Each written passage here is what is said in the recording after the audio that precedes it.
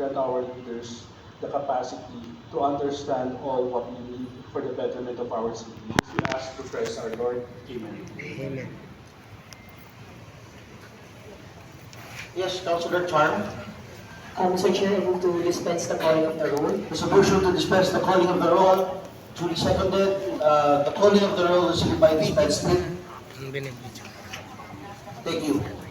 Good afternoon, ladies and gents and everyone here. This is about a public consultation about the proposed ordinance PO 22CC-392 entitled An Ordinance Establishing the Quezon City Strategic Trans Health Access to Resources and Services, or what we call the QC STARS program, and appropriating funds thereof. We'd like to recognize first our councilors here.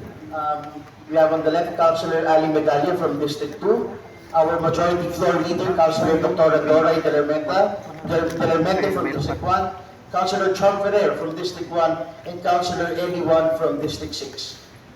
Sir, we will also want to acknowledge the presence of, we'll just call them as per the list.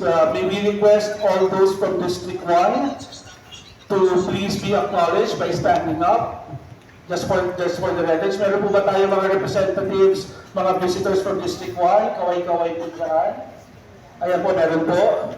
Nakikita po tayo. From District 2, ito po yung pinakamarami natin. Yan, maraming salamat po from District 2. Wow po. Yan po. District 3, meron po ba? Kaway-kaway po. Ayan, nakikita ko rin po may mga nagtataas from District 3. District 4. Ayan po, nakita ko rin po dito po sa harap at sa likod, yung mga taga-District 4 din po. District 5. Ayun, marami. Yan. District 6. Ayun. Ayan po, yung mga NGOs po natin, nandiyan dyan po ba? Kaway naman po yung mga NGOs natin. Ayan. Yung mga barangay health workers, barangay officials, yan rin po. At yung mga SK po natin, nandiyan dyan po ba? May mga SK po ba? Ayan. Salamat po, sir. Okay, before we start with the presentation of Ms. Magda, I just would like to give a brief backgrounder of this ordinance. The Quezon City Strategic Trans Health Access to Resources and Services, or what we call the QC STARS Ordinance, is a groundbreaking measure that seeks to address the unique healthcare needs of transgender individuals within Quezon City. For many years, the focus of the national HIV response has been on men having sex with men, or what we call MSF, inadvertently neglecting the specific needs of the transgender community. Alam niyo po, Quezon City has always been at the forefront of recognizing LGBTQIA+ rights, being one of the first cities in the Philippines to pass a local anti-discrimination ordinance. While the National Congress has yet to pass a similar law, ang Quezon City po has continued to implement inclusive policies. Last year po, na-introduce natin itong councilors po na magkakasama ngayon, ang ordinance ng Right to Care Card, which allows the LGBTQIA+ couples to make healthcare decisions for their partners, gaining recognition locally and internationally. Ito pong ginagawa nating draft ng QC STARS Ordinance builds on this momentum by establishing a policy framework for transgender competent and gender-affirming services.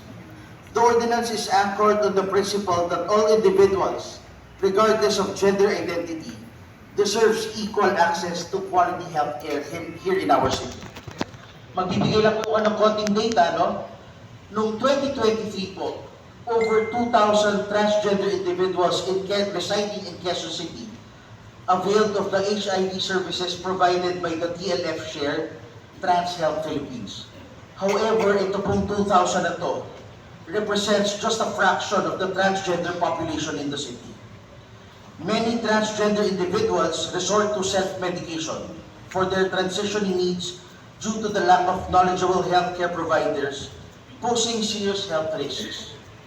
And according to Trans Health Philippines, more than 1,000 transgender residents are waiting for proper medical consultations regarding their transitioning and gender-affirming healthcare needs.